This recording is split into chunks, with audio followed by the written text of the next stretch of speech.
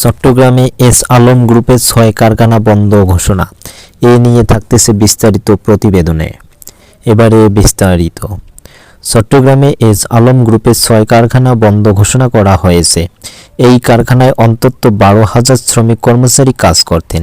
এই বন্ধের নোটিশ দেখে বিক্ষোভে ফেটে পড়ে শ্রমিকেরা। তবে পরিস্থিতির উন্নতি হলে আবারও কারখানা চালু হবে বলে জানান কর্মকর্তারা। মঙ্গলবার ২৪ ডিসেম্বর দুপুরে বিতর্কিত ব্যবসায়ী গোষ্ঠী এস আলম গ্রুপের মানব সম্পদ ও প্রশাসনের প্রধান মোহাম্মদ বুরহান উদ্দিনের স্বাক্ষর করা বন্ধের নোটিশ টাঙ্গানো হয়।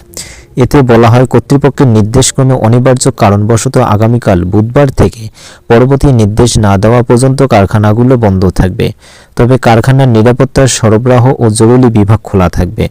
বন্ধ ঘোষণা করা ৬ কারখানা হলো S Alam refined sugar industries, S Alam power plant limited, S Alam cold rolled steel limited, S Alam cold rolled steels limited নপ, S Alam power generation limited ও infinity CR strips industries limited.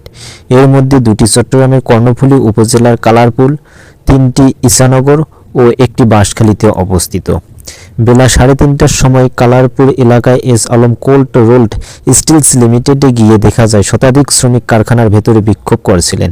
তারা আস্তমিক নোটিশে কারখানা বন্ধ ঘোষণা করায় পরিবার পরিজন নিয়ে বিপাকে পড়ার কথা বলেন।